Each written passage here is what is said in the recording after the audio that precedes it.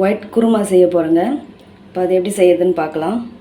கொஞ்சம் தேங்காய், முந்திரி, ஒரு 3 பச்சை மிளகா, 1 ஸ்பூன் சோம்பு, கொஞ்சம் கசகசா.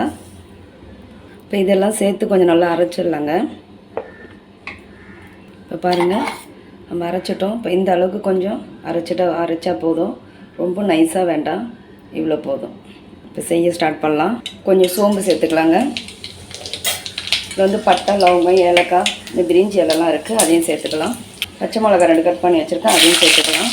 ஆனியன் 2 கட் பண்ணி வச்சுருக்கேன், அதையும் சேர்த்துக்கலாம். இதெல்லாம் சேர்த்து கொஞ்சம் நல்லா மிக்ஸ் பண்ணிக்கலாம். இஞ்சி பூண்டு பேஸ்ட் சேர்த்துக்கலாம். கொஞ்சம் இதெல்லாம் சேர்த்து கொஞ்சம் நல்லா மிக்ஸ் பண்ணலாம். கொஞ்சம் வதங்கணும். ஆனியன் கொஞ்சம் அதிகமாக வதங்க வேண்டாம், மீடியமாக வதங்கினா போதும். கொஞ்சம் கருவேப்பிலை சேர்த்துக்கலாம். இதில் பீன்ஸு, கேரட்டு, உருளைக்கிழங்கெல்லாம் கட் பண்ணி வச்சுருக்கேன், அதையும் இதில் சேர்த்து நல்லா மிக்ஸ் பண்ணி விட்டுக்கலாம். கொஞ்சம் உப்பு சேர்த்து வதக்கலாங்க.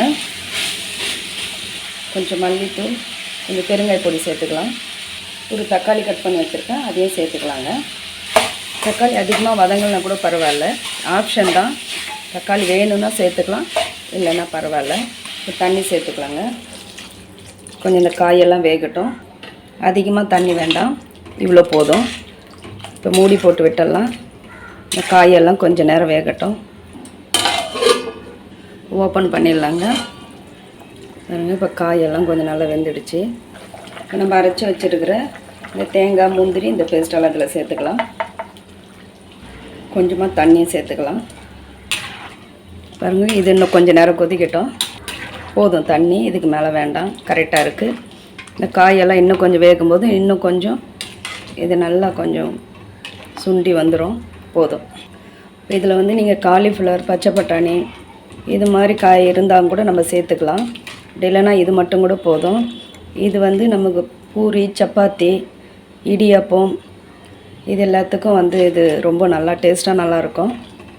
அடை, கார அடை, இது மாதிரி அடைக்கெல்லாம் கூடமே சாப்பிட்லாங்க.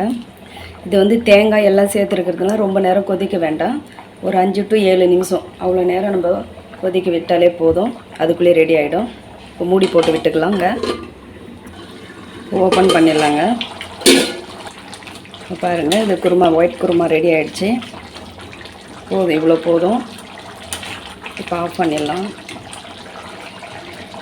ஒயிட் குருமாவுக்கு இப்போ கார அடை செஞ்சுக்க போகிறேங்க. செஞ்சுக்கலாம். அடை ரொம்ப நல்லாயிருக்கும் ஒயிட் குருமாவுக்கு.